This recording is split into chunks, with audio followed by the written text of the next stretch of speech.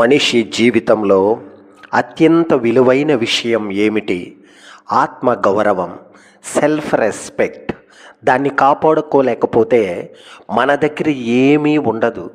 ఈరోజు మనం మాట్లాడుకోబోతున్న విషయం, నిన్ను తక్కువ చేసి చూసే చోట ఎక్కువసేపు ఉండకు. నిన్ను తక్కువ చేసి చూసే వాళ్ళని ఎందుకు దూరం పెట్టాలి? మన జీవితంలో కొంతమంది ఉంటారు, ఎంత మంచి చేసినా, ఎంత నిజాయితీగా ఉన్నా, ఎంత ప్రేమగా మాట్లాడినా మన విలువను తగ్గించడమే వాళ్ళ పని. వాళ్ళు ఇలా చేస్తారు ఎందుకంటే నీ ప్రతిభకు వారు అసూయపడవచ్చు, నీ ఎదుగుదలను వారు తట్టుకోలేకపోవచ్చు, నీ మంచి లక్షణాలు వాళ్ళలో లేనందుకు వారు అసహనపడవచ్చు.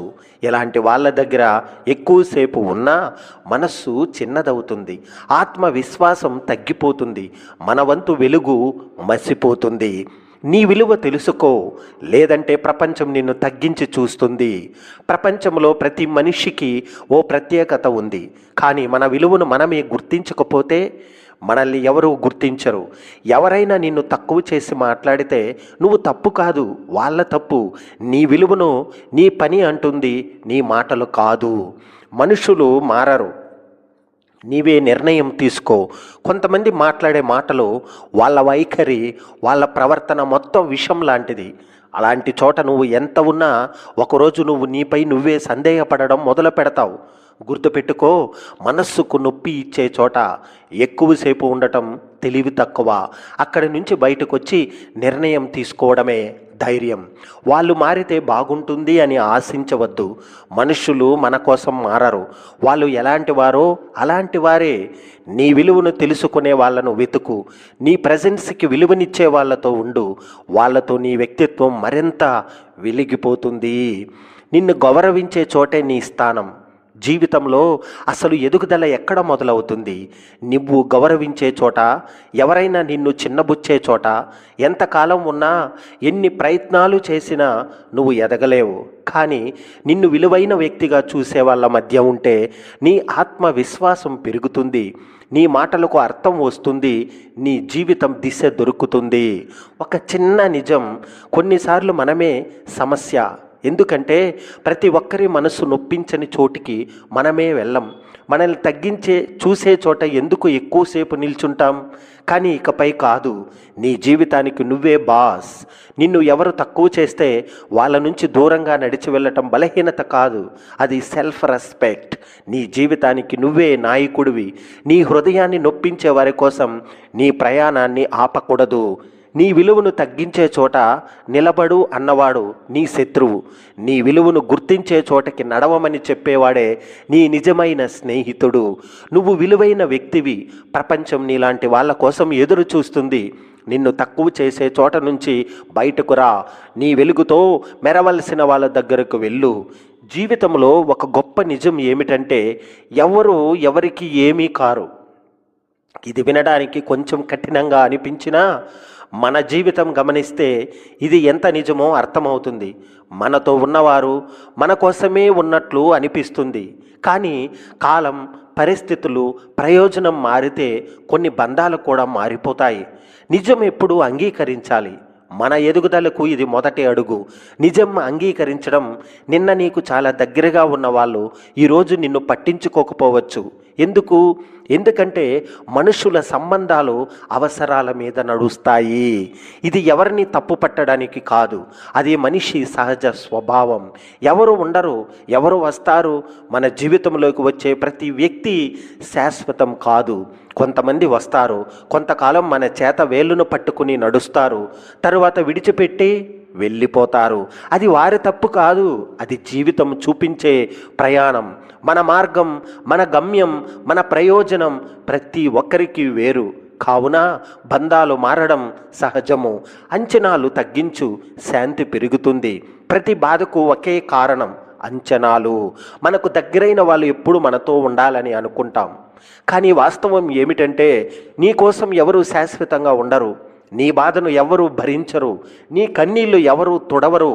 నీ జీవితానికి నిజమైన బాధ్యత నీదే.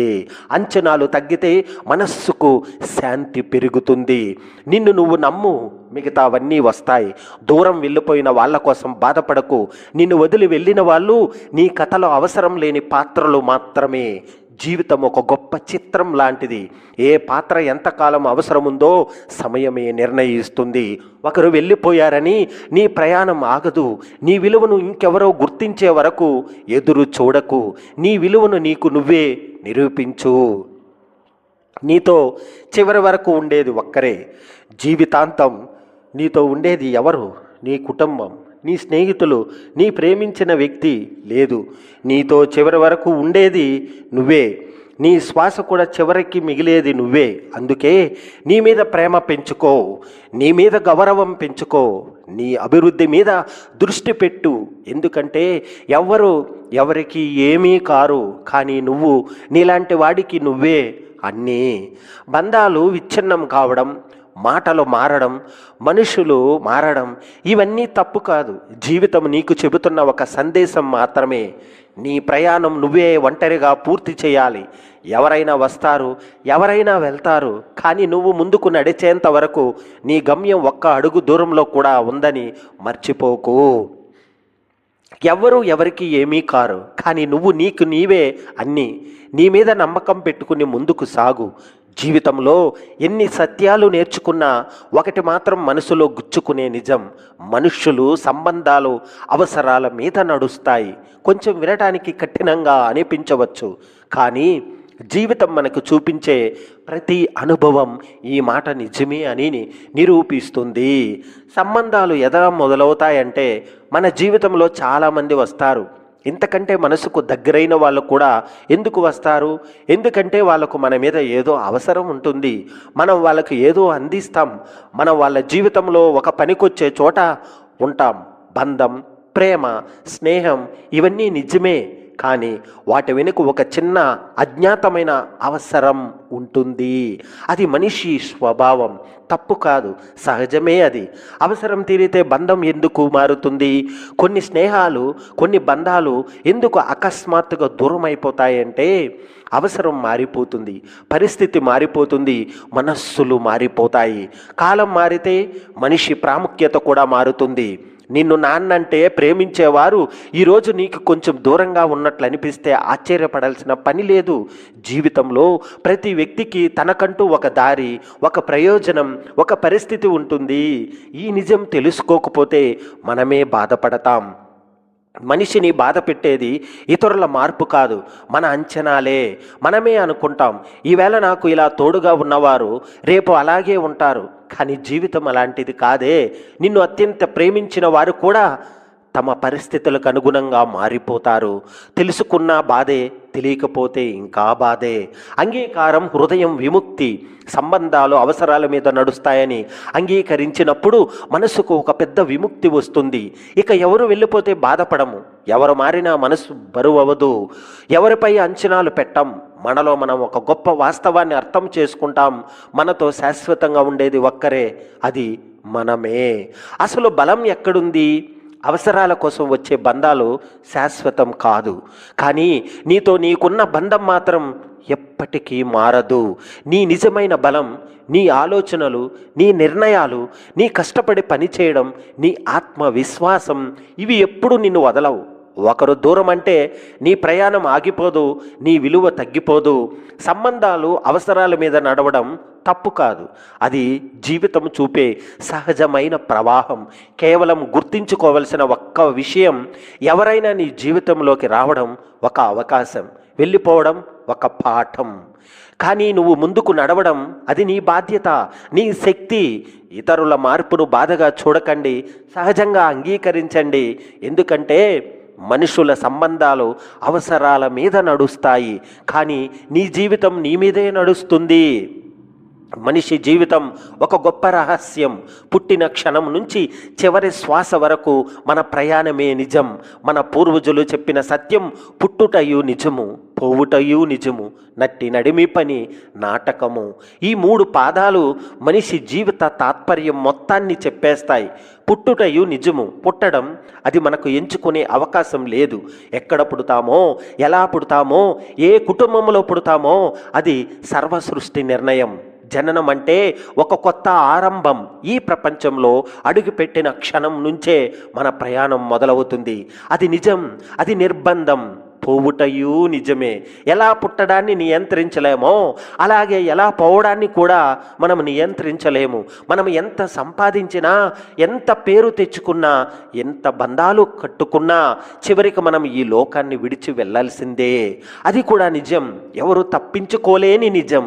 ఈ సత్యాన్ని అంగీకరించిన వారు జీవితాన్ని వేరొక కోణంలో చూస్తారు. ఎంత చిన్న చిన్న విషయాల మీద కోపగించుకోవడం, ఎంత చిన్న చిన్న వాదనల మీద విరక్తి పడటం, ఎన్నో వ్యర్థమైన పనుల కోసం హడావుడి అన్నీ అర్థం లేకుండా కనిపిస్తాయి. నట్టి నడిమి పని నాటకము. ఇప్పుడు కీలకమైన పదం నట్టి నడిమి పని ఓ నాటకము. పుట్టడం, చనిపోవడం, మధ్యలో మనం చేసే పనులన్నీ ఒక నాటకం లాంటివని అర్థం. మీరు ఆలోచించండి, ఈరోజు మనం కోప్పడిన విషయం రేపటికి గుర్తు కూడా ఉండదు. మనం గర్వపడిన విజయాలు సంవత్సరాల తర్వాత ఎవరికి పట్టవు.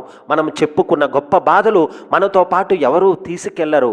మనం మనసుకు దగ్గరగా పెట్టుకున్న వాళ్ళు కాలం మారితే వారు కూడా మారిపోతారు. మన జీవితానికి మిగిలేది ఏమిటి? మన చర్యలు, మన మంచితనం, మన సేవ, మన మనస్సు. జీవితం ఒక రంగస్థలం. మనందరం నటులు. ప్రతి ఒక్కరికి ఒక్క పాత్ర పూర్తయ్యాక వేదిక నుంచి వెళ్ళిపోవాలి. అందుకే చంద్రశేఖర శర్మ గారు, వేమన గారు, తత్వవేత్తలు అన్నివరు చెబుతారు, అనవసరమైన అహంకారాలు, అంచనాలు, ద్వేషాలు ఇవి జీవితాన్ని చిన్నదిగా చేస్తాయి. ఈ సత్యాన్ని అర్థం చేసుకున్నప్పుడు జీవితం ఎలా మారుతుందంటే, చిన్న చిన్న బాధలు మనల్ని దెబ్బతీయవు. మనిషి విలువను కొత్తగా అర్థం చేసుకుంటాం. ప్రేమ, కరుణ, దయ ఎక్కువ అవుతాయి. మనం మనస్సుతో జీవించడం మొదలు పెడతాం. మనస్సులో నెగటివ్ భావాలు తగ్గుతాయి. జీవితాన్ని తేలికగా తీసుకుంటాం. మనం అర్థం చేసుకుంటాం, ఈ జీవితం శాశ్వతం కాదు కాబట్టి చిన్న విషయాల కోసం మనస్సులను, బంధాలను పగలకొట్టడం వృధా. పుట్టడం కూడా నిజం, పోవడం కూడా నిజం. మధ్యలో మనం ఎన్ని అల్లర్లు చేసినా అది అంతా ఒక నాటకం. అందుకే ఎవరి మీద కోపం పెట్టుకోకు, ఎవరికి నష్టం చేయకు.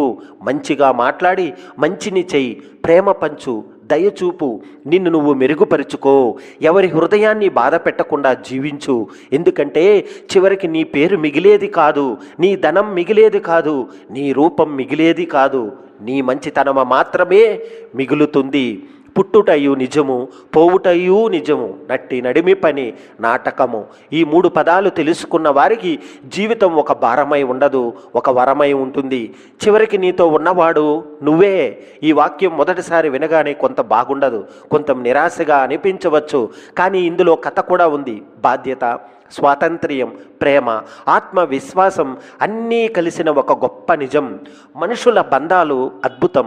కుటుంబం, స్నేహితులు, ప్రేమ ఇవి మన జీవితాన్ని రంగులు తెలుస్తాయి. కానీ ఒక నిర్భయమైన నిజం ఉంది. చివరగా మనుషుల మధ్యనే ఎప్పుడూ మనతో ఉండాల్సిన వారు అందరూ కాలంతో మారుతారు. ఒక్కటి మాత్రం స్థిరం, నీ ఆరోగ్యం, నీ నిర్ణయాలు, నీ శ్వాస. వీటి అందించేది మనమే. ఒక కథ, చిన్న ఉదాహరణ. ఒక చిన్నసారి రామయ్య అనే వ్యక్తి పనిచేస్తూ గడిపేవాడు. అతనికి మంచి పని, బాగా సాయం చేసే స్నేహితులు ఉన్నారు. కొన్ని సంవత్సరాల తర్వాత కొన్ని పరిస్థితులు వచ్చి కొంతమంది స్నేహితులు దూరమయ్యారు. పని మారింది, కానీ ఒకటి మాత్రం మారలేదు. రామయ్య తనకు ఓ మిత్రుడుగా నిలబడ్డాడు. అతను తన మంచి పనులను, తప్పుల్ని గుర్తించి తనను మెరుగుపరుచుకున్నాడు. చివరికి అతనికి ఎక్కువ సాయం చేశాడు. నిజం అంగీకరించండి. ఈ నిజాన్ని అంగీకరించడం దృఢమైనది. అది మమకారాన్ని తగ్గించడం కాదు, అది మనస్సుకు శక్తినిచ్చే ఒక మంత్రం. అంటే మనం ఎవరిని తప్పు అని అడ్డుకోవడం కన్నా మనం ఎదిగే దిశగా ముందుకు పోవాలి. మనమే చివరికి నిలబడి చూడటానికి సిద్ధంగా ఉండాలి. స్వాతంత్ర్యం, బాధ్యత మరియు స్వీయ ప్రేమ నీతో చివరి వరకు ఉండేది నువ్వే. అంటే స్వీయ బాధ్యత, నీ నిర్ణయాలకే బాధ్యత తీసుకోవాలి. స్వీయ పెట్టుబడి నేర్చుకోవడం, ఆరోగ్యాన్ని సంరక్షించడం, ఆర్థికంగా సంపన్నతకు పనిచేయడం. స్వీయ ప్రేమ అంటే నిన్ను మొదటగా ప్రేమించడం, తప్పులపై తగిన జ్ఞానం చూపడం. ఈ 3 బిందాలు కలిసినప్పుడు మనం నిజంగా దృఢంగా నిలబడగలుగుతాం. బంధాలను ఎలా సంరక్షించుకోవాలి? ఇది బంధాలను త్యజించమని కాదు, బంధాలను బాగా చూసుకోవాలి. కానీ పరిమితిని అభ్యసించండి, ఆశయాలను పంచుకోండి, స్పష్టంగా ప్రేమగా మాట్లాడండి. పరస్పరానికి గౌరవం, ఇరువురి గరిష్ట విలువను గుర్తించండి. ఎప్పుడైతే ఒంటరితనం బంధానికి మారుతుందో, ఒంటరితనం మామూలుగా ఒక భయంగా భావిస్తారు. కానీ నిజానికి సరిగ్గా ఉన్నంత ఒంటరితనం మనపై పనిచేసే సమయం ఇస్తుంది. అది మన ఆలోచనల్ని, లక్ష్యాలని, విలువలను మెరుగుపరుస్తుంది. ఒక్కసారి నీతో మిత్రుడుగా నిలబడి చూసే వేళ నీ జీవితం మరో స్థాయికి చేరుతుంది. మీరు నిజంగా మీ మీద సున్నితంగా ఉండటానికి 5 సాధ్యమైన దశలున్నాయి.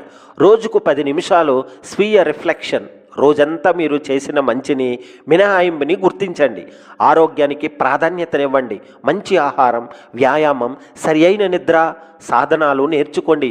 మీ ఆర్థిక స్వాతంత్ర్యానికి చిన్న చిన్న పెట్టుబడులు ప్రారంభించండి.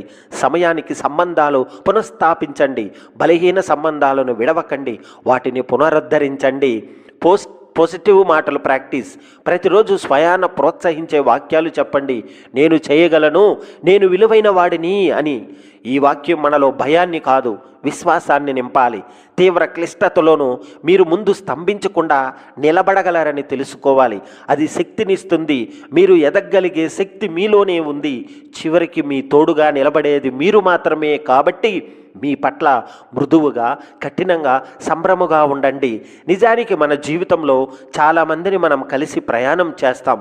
వారు కొంతసేపు మన జీవితంలో ఉండవచ్చు, శక్తివంతమైన భావాలు కల్పించవచ్చు.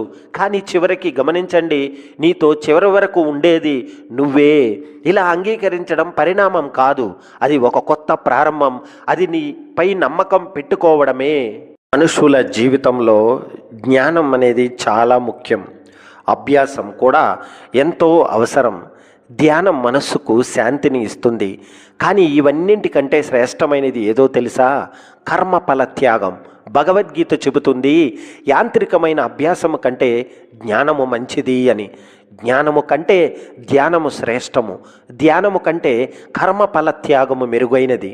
ఎందుకంటే ఇటువంటి త్యాగము చేసిన వెంటనే శాంతి లభించును. ఈ ఒక్క మాటలో జీవిత రహస్యం దాగి ఉంది. మనము ఏ పని చేసినా పని పట్ల ప్రేమతో పని చేస్తాం, కానీ ఫలితాల పట్ల మాత్రం భయం, అభిలాష, అహంకారం పెంచుకుంటాం. పని గొప్పది కాదు, పని చేసిన తర్వాత మనస్సులో ఉండే ఆ ఆందోళన, ఎదురుచూపు, కోరిక, ఇవే మన మనశ్శాంతిని దోచుకుంటాయి. కాబట్టి శ్రీకృష్ణ పరమాత్మ చెప్పిన సందేశం, పని చేయము కానీ ఫలితానికి బానిస అవ్వకు అని. ఇక్కడ 3 మెట్లు ఉన్నాయి. అభ్యాసం, ఇది రొటీన్ లాంటి పని, మనస్సు లేకుండా చేసిన యాంత్రిక ప్రయత్నం. ఇది ఉపయోగమే అయినా లోతు ఉండదు. జ్ఞానం, మన పని ఎందుకు చేస్తున్నాం, మన జీవిత లక్ష్యం ఏమిటి, ఇవి తెలిసినప్పుడే మన పని పురాణం అవుతుంది. ఇక ధ్యానం. జ్ఞానం మనస్సులో నిలిచేటప్పుడు అది ధ్యానం. ధ్యానం మనస్సుని ప్రశాంతం చేస్తుంది. కర్మఫల త్యాగం అంటే ఇది అత్యున్నత స్థాయి. నీ పని నువ్వు నీ ధర్మంగా చేస్తావు, కానీ ఫలితం గురించి టెన్షన్ పడవు. అక్కడే అసలు శాంతి, అక్కడే నిజమైన స్వేచ్ఛ. ఒక రైతు నేల దున్నుతున్నాడు, విత్తనం నాటుతాడు, నీరు పెడతాడు. కానీ వాన పడుతుందో లేదో అతని చేతిలో లేదు. అయినా పని ఆపడు, కర్మ చేస్తాడు, ఫలితం ప్రకృతికి వదిలేస్తాడు. అదే జీవిత మర్మం. పని మీద 100% దృష్టి పెట్టండి, ఫలితంపై కాదు. వచ్చేది వస్తూనే ఉంటుంది, ఆమోదించండి. తప్పుల నుండి నేర్చుకోండి, కానీ పశ్చాత్తాపడంలో పడద్దు. మీరు చేసిన కర్మ మీదే, కానీ ఫలితం దేవుడిదే అని గుర్తించుకోండి. ఫలితాల భయం మనిషిని బంధిస్తుంది, ఫలితాల త్యాగం అతన్ని విముక్తం చేస్తుంది. అందుకే ధ్యానం కన్నా గొప్పది కర్మఫల త్యాగము. అలా చేసిన వెంటనే మనసుకు శాంతి ప్రవహిస్తుంది. మీ జీవితంలోనే ఇదే సూత్రం అమలు చేయండి. మీరు చేస్తున్న ప్రతి పని విజయవంతమవుతుంది. అది కాక మీ మనస్సుకు శాంతి కూడా లభిస్తుంది. జ్ఞానయోగం అంటే ఏమిటి?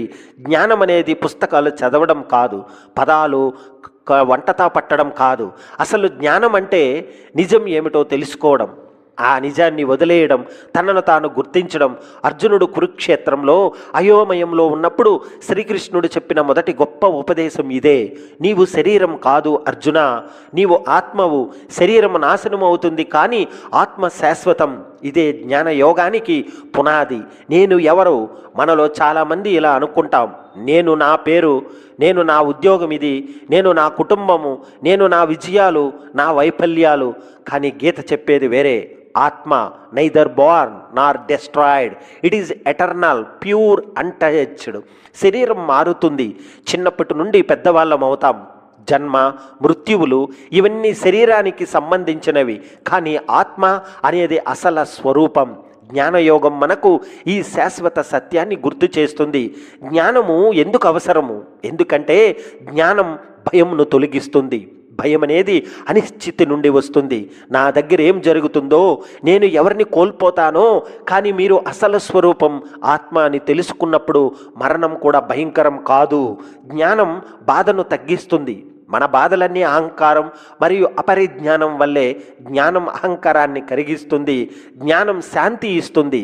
శాంతి బయట దొరకదు, అది మన అంతరంగంలోనే ఉంటుంది. జ్ఞానయోగం ఆ తలుపు తెరుస్తుంది. ఆత్మ అనేది శాశ్వతం. శరీరం మారుతుంది కానీ నీ అసలు స్వరూపం మారదు. నీవు కర్త కాదు, సాక్షి మాత్రమే. మనము చేస్తున్న పనులన్నీ శరీరం, మనస్సు, ఇంద్రియాల ప్రతిక్రియలు. ఆత్మ మాత్రం నిశ్చల సాక్షి. అహంకారం అనే మాయ మనిషిని బంధిస్తుంది.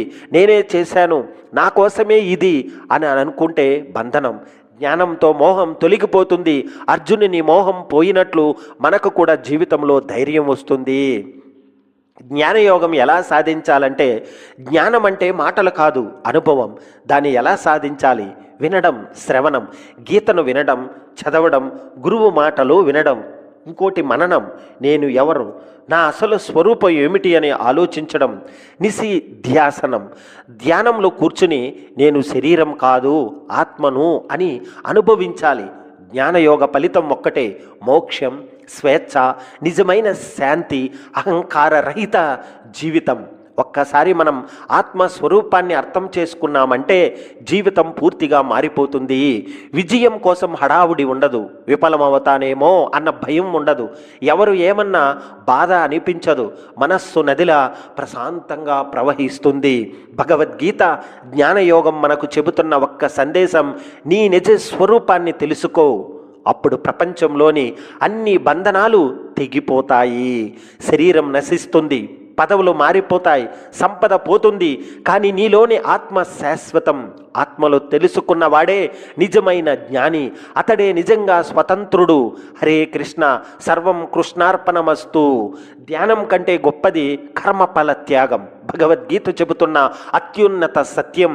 మనుషుల జీవితంలో జ్ఞానం చాలా ముఖ్యం, అభ్యాసం కూడా ఎంతో అవసరం. ధ్యానం మనసుని శాంతిని ఇస్తుంది. ఇద్దరి మధ్య గొడవ వచ్చినప్పుడు, డబ్బు తగ్గినప్పుడు, ప్రశ్నలు పెరిగినప్పుడు, జీవితం పరుగులు తీస్తున్నప్పుడు మనకు అవసరం ఒక్కటే, అదే మనశ్శాంతి. కానీ ఈ రోజుల్లో మనస్సు ప్రశాంతంగా ఉంచుకోవడం చాలా కష్టమైపోయింది. ఎప్పుడూ ఏదో ఒక ఒత్తిడి, ఏదో భయం, ఏదో ఆందోళన. అయితే ప్రశ్న ఏమిటంటే, మనశ్శాంతిగా బ్రతకాలంటే ఎలా? మొదట మనసు ఎందుకు అశాంతి చెందుతుంది? మనసుకు శాంతి పోవడానికి 4 ప్రధాన కారణాలున్నాయి. గతం గురించి పశ్చాత్తాపం. అలా చేసుంటే బాగుండేది, నేను తప్పు చేశానేమో. ఈ మాటలు మనస్సును వెంటాడతాయి. భవిష్యత్తుపై భయం. రేపు ఏమవుతుందో, పని నిలుస్తుందా, నేను సక్సెస్ అవుతానా, ఇతరుల అంచనాలు. ప్రతి ఒక్కరూ మిమ్మల్ని ఎలా చూడాలి, ఎలా మాట్లాడాలి అని మనమే బంధించుకుంటాం. ఎక్కువగా ఆలోచించడం. ఒక విషయం జరిగితే దాన్ని 100 సార్లు మనసులో రిపీట్ చేసుకుంటాం. అక్కడే మనశ్శాంతి పోతుంది.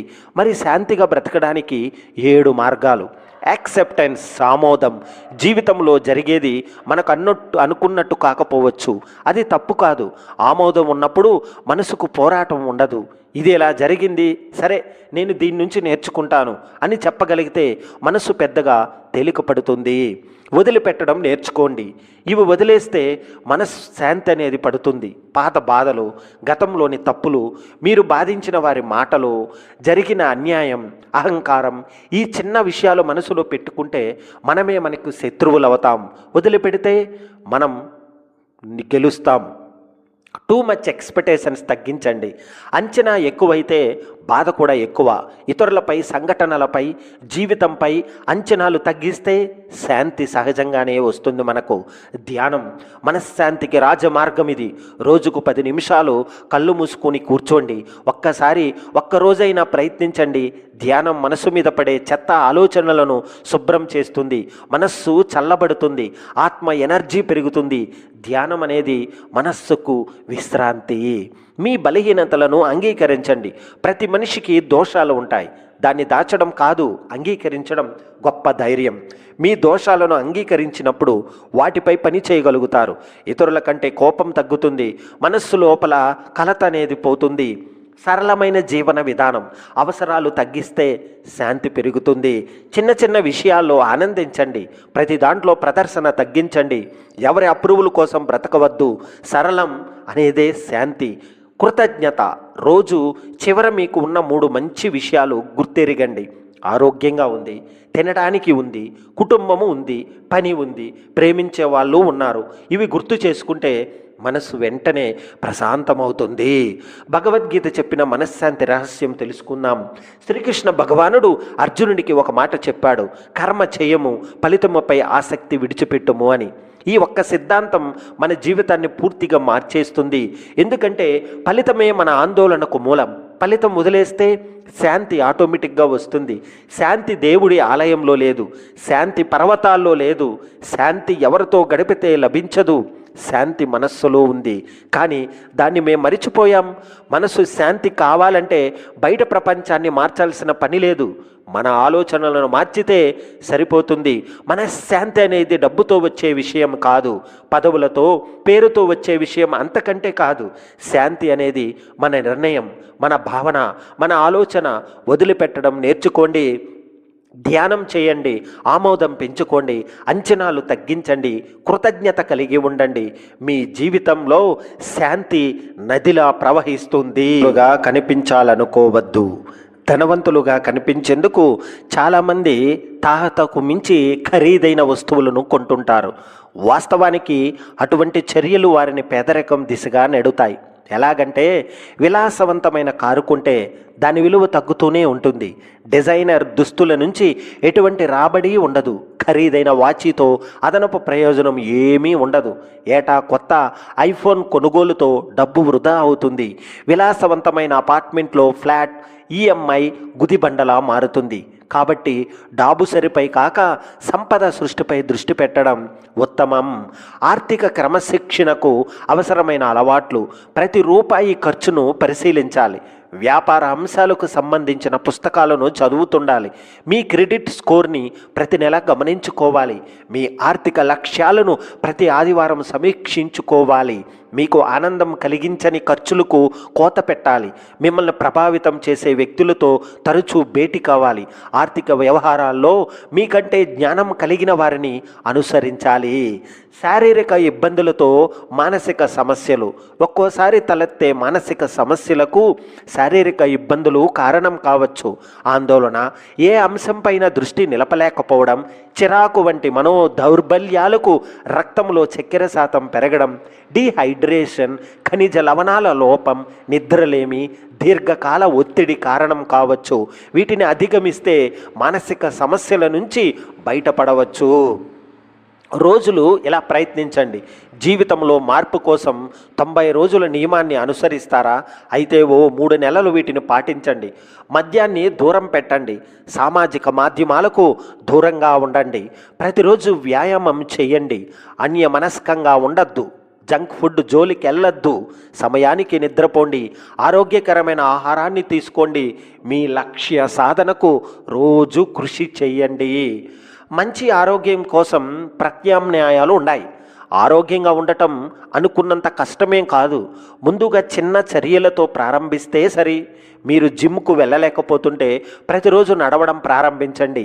మీకు ఇంటి వద్ద వ్యాయామ శిక్షణ పొందటం కుదరకపోతే మెట్లు ఎక్కడం మొదలుపెట్టండి. మీరు ఇంటి భోజనం చేయలేని పరిస్థితుల్లో బయట మీల్స్ తినడానికి ముందు సలాడ్లను తినండి.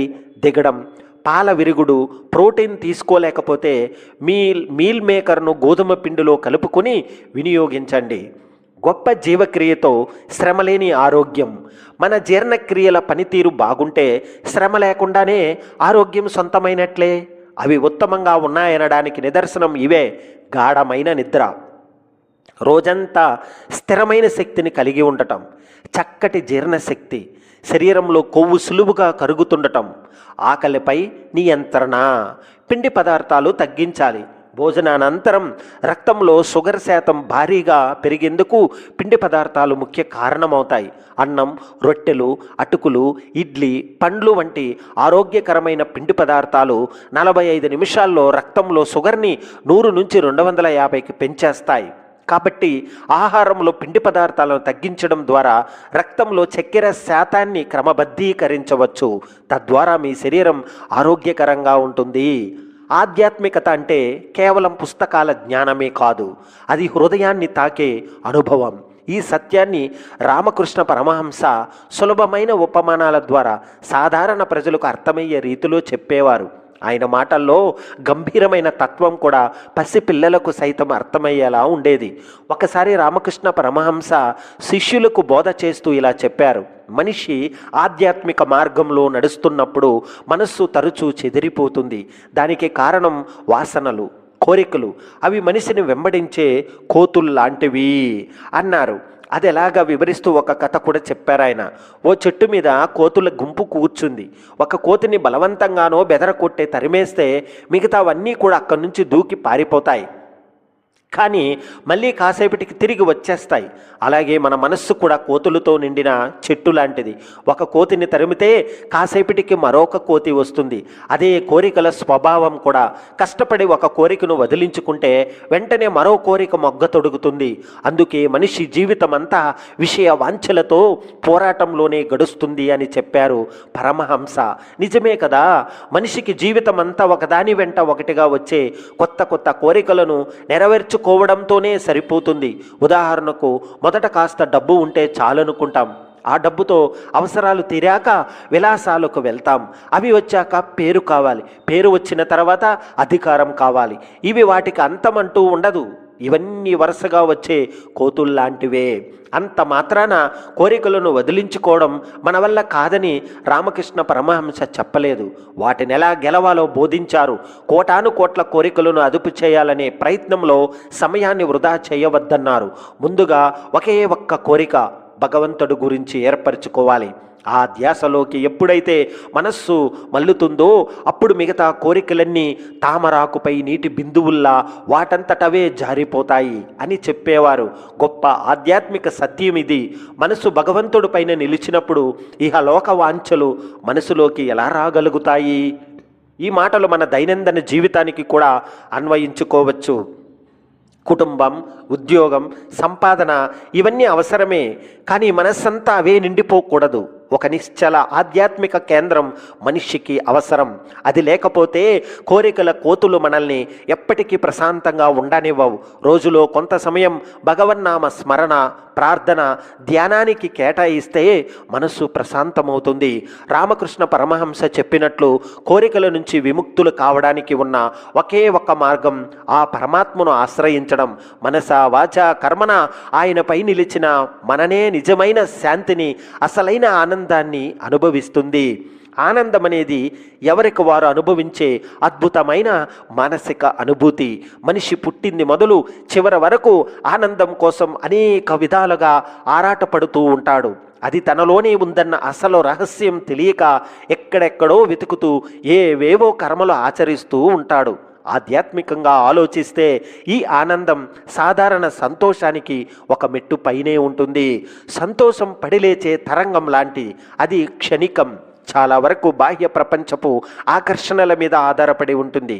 కానీ ఆనందం ఒక అపూర్వ మానసిక స్థితి. మనకు మనం అనుభవించే అలౌకిక భావన. అదో ప్రశాంతమైన సరస్సులాగా నిశ్చలంగా ఉంటుంది. ఆనందం వల్లనే పరమ సుఖం దక్కుతుందంటారు దైవజ్ఞులు. ధ్యానం వల్ల, సాధన వల్ల మాత్రమే ఈ సచ్చిదానంద సిద్ధిస్తుంది. ఎవరైతే పనిని దైవంగా భావించి కార్మోన్యుకులు అవుతారో వారిని మాత్రమే ఆనందం వెన్నంటి ఉంటుంది. ఏదైనా మంచి జరిగినప్పుడు మనలో కలిగే ఆనందం వేరు. అది ఎదుటి వారితో పంచుకో తగ్గది. అప్పుడు అది రెట్టింపు అవుతుంది కూడా. ఆనందంగా ఉండేవారి దగ్గరికి ఉత్సాహం, శక్తి, ఆసక్తి, పట్టుదల మొదలైన గుణాలన్నీ వచ్చి చేరుతాయి. ఇతరులకు ఏదైనా ఇవ్వడంలో ప్రత్యేకమైన ఆనందాన్ని అనుభవిస్తాం. అది దానం కావచ్చు, సాయం కావచ్చు. అందుకే గురువు శుక్రాచార్యుడు హెచ్చరించిన, వారించిన బలిచక్రవర్తి లెక్క చేయలేదు. ఎదురుగా చెయ్యి చాచి అడిగిన వాడు వామనుడు. దాన గుణశీలమైన ఆనందంతో, భక్తితో ఆ మహావిష్ణువు ముందు మోకరిల్లి 3వ పాదానికి బలి తన శిరస్సునే చూపించాడు. శిబి చక్రవర్తి ఒక పావురాన్ని రక్షించడానికి, మనం మరో డేగ ఆకిలి తీర్చడానికి తన మాంసాన్ని ఖండించి ఇచ్చాడు.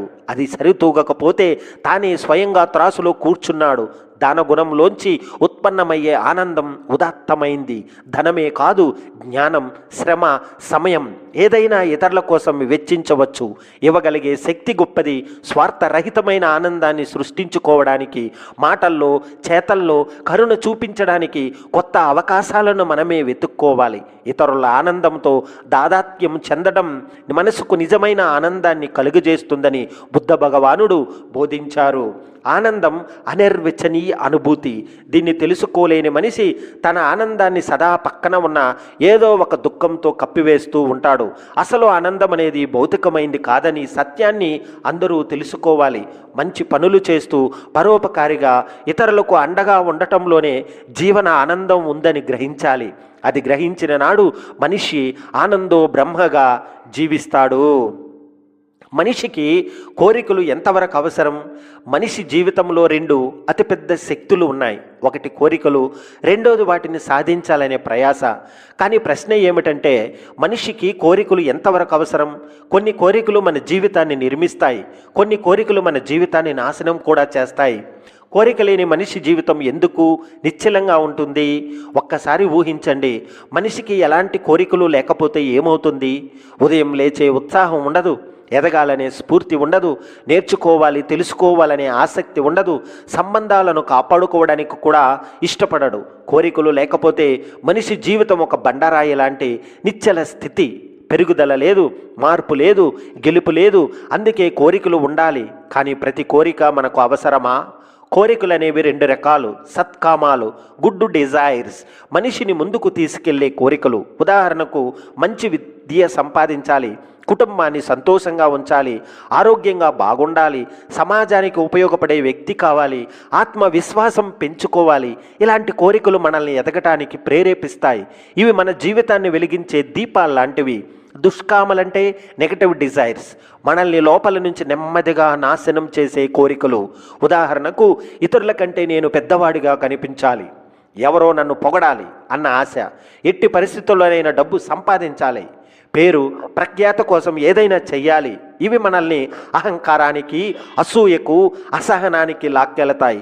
ఇవి జీవితం వెలిగించేది కాకుండా ఆత్మ వెలుగు ఆర్పేసే కోరికలు. ఎంతవరకు కోరికలు మంచివి అంటే, భగవద్గీత చెబుతుంది, కోరిక ఉన్నంత వరకు జన్మ ఉంటుంది. కోరికను నియంత్రించినప్పుడే శాంతి ఉంటుంది. కోరిక ఉండటం తప్పు కాదు, కానీ కోరిక మనల్ని నియంత్రించకూడదు. మనమే కోరికలను నియంత్రించాలి. మంచి కోరికలు మన ప్రయాణానికి ఇంధనం, అతి కోరికలు మన ప్రయాణానికి అగ్ని ప్రమాదం. మనిషి ఎందుకు బాధపడతాడంటే, మనిషి బాధపడటానికి అసలు కారణం కోరికలు నెరవేరకపోవడం కాదు.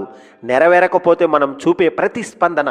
ఎవరైనా మనల్ని గౌరవించాలనే కోరిక, మన మాట వినాలనే కోరిక, మనం అనుకుంటే జరగాలనే కోరిక, మనకిష్టమైన వాళ్ళు ఎప్పుడు మనతో ఉండాలన్న కోరిక. ఈ కోరికలు నెరవేరకపోతే మనం కోప్పడతాం, నిరాశపడతాం, విషాదంలో పడతాం. కాబట్టి సమస్య కోరికలో కాదు, అతిగా ఉండే ఆశల్లో ఉంది. కోరికలు మనిషిని ఎలా మార్చాలంటే, జీవితంలో కోరికలు ఉండాలి, కానీ 3 విషయాలు గుర్తుంచుకోవాలి. కోరికలు నిన్ను ముందుకు నడపాలి, వెనుక్కు లాక్కూడదు. కోరికలు నిన్ను మానసిక ఒత్తిడికి గురి చేస్తున్నాయా? అప్పుడు ఇది మంచిది కాదు. కోరికలు నీ విలువలను మార్చకూడదు. నిజాయితీ, దయ, నమ్మకం కోల్పోయేలా చేసే కోరికలు అసలు అవసరం లేదు. కోరికలపై మమకారం పెంచుకోకు. ఏదైనా వస్తే సంతోషం, రాకపోయినా శాంతి. అదే ఉత్తమ జీవన విధానము. కోరికలను ఎలా నియంత్రించాలంటే ధ్యానం, శాంతంగా ఆలోచించడం ముఖ్యమైనది. అప్రధానమైనది తెలుసుకోవడం. నా సంతోషం కోరిక నెరవేర్పుపై ఆధారపడకూడదు. అవి మనసుకు చెప్పుకోవడం. కృతజ్ఞత. జీవితం ఒక సమతౌల్యం. కోరికలు లేకపోతే జీవితం నిస్సారము. అతి కోరికలు ఉంటే జీవితం బాధతో నిండిపోతుంది. కాబట్టి కోరికలకు పరిమితి ఉండాలి. మన చేతిలో ఉండేది ప్రయాస, మన చేతిలో ఉండనిది ఫలితం. ఫలితాన్ని గురించి దోషపడకుండా ప్రయాణాన్ని ఆస్వాదిస్తూ ముందుకు సాగితే జీవితం నిజంగా అద్భుతమవుతుంది. మనసు శాంతిగా ఉంటుంది. అంటే మన కోరికలు మన సర్వం అవ్వకుండా మనమే వాటికి యజమానులు కావాలి. థ్యాంక్ యూ వెరీ మచ్ అండి. ఇంతవరకు ఓపికగా ఉన్నందుకు. జై హింద్, వందే మాతరం.